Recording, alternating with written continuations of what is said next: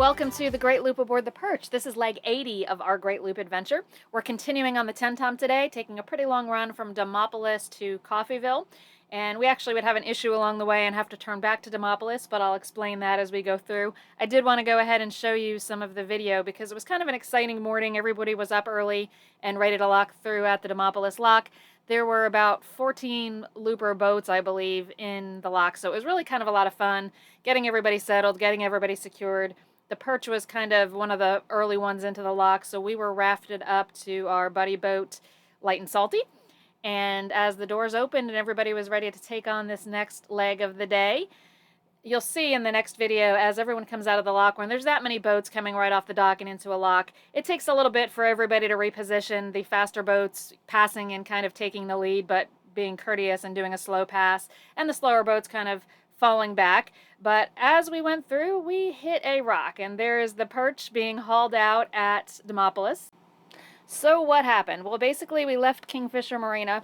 As you saw through the lock, this is kind of the video of our second attempt a few days later. But to explain what had happened on the first attempt, we were coming down the river. We were kind of the lead in a middle pack of boats. Some of the faster boats had gone ahead, and the water remains very low.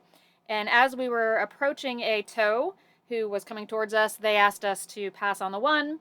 We, of course, pointed our bow towards the starboard side, remained in the channel, but just went a little bit to the right of the sailing line and ended up running aground. There seems to be some kind of a rock ledge there, so much so that the starboard prop is what hit. Our depth sounder is a little bit more towards the port side. It never even went off. The port prop was fine. The engine was fine on the port side. But we did have a pretty strong vibration after that. It was at mile marker 200.5. We have put an active captain marker there to let people know of the obstruction. After we ran aground, the tow kind of said, oh yeah, there's a rock ledge over there on the right. So that would have been really helpful information to know before that, and we're hoping to make sure that by putting that active captain marker there, those of you who are coming through after us will see that. But we limped our way back to Demopolis. Thankfully, Kingfisher has a yard there. This was a Sunday. They were able to haul us out on Monday. We had spare props aboard, so they replaced our props, and we were able to continue a few days later. The only reason we didn't leave Tuesday is that Michael had some travel to do, and as luck would have it, he was going back to Iuka, where there is a top-notch prop shop. So he dropped our props off. Spares were on, and Wednesday when he was back, we headed out again onto the 10-tom. So that's the video you are seeing here, is kind of the second attempt through the 10-tom, but an uneventful run this time. As you can see, the river twists and turns quite a bit in this area, so if you could straighten it out, you'd probably be making a much faster run, but it's just a beautiful day and a beautiful cruise, so nothing really, super eventful to talk about navigation-wise, but our experience with running aground and bending a prop is kind of, word to the wise. The water is low. It can happen at any time. We were very thankful we didn't have bent shafts, no other damage except for the prop. So thankfully we had spares aboard. That also helps. Spares is not something most people carry aboard. They're very costly. Most boats that have spares have them because they bent a prop somewhere and needed to put a new set on while the old one was getting fixed. And that's exactly the reason we have our spare pair. So that was that. We are working our way towards Bobby's Fish Camp, and Bobby's, that video right there is Bashy Creek. A lot of loopers will stop there at Bashy Creek and anchor. We wanted to press on and get a little bit more mileage under our keel for today. Bobby's has been getting a lot of kind of negative feedback on social media.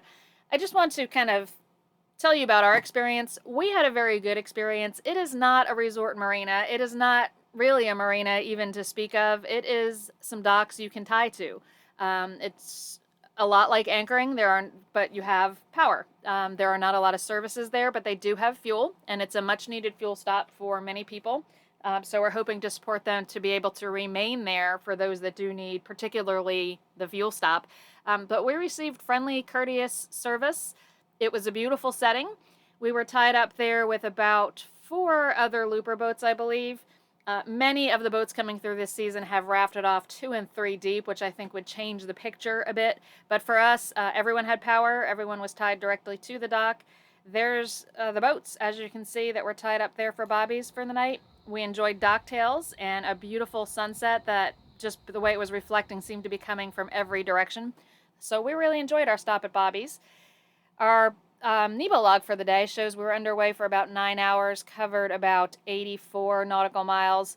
Our speed was a little increased today. We averaged close to 10, and our maximum speed was about 11.5 knots. So there's another look at our twisting, turning path from Demopolis to Bobby's.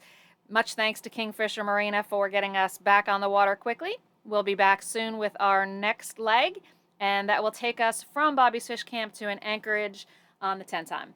Thanks for watching. See you soon.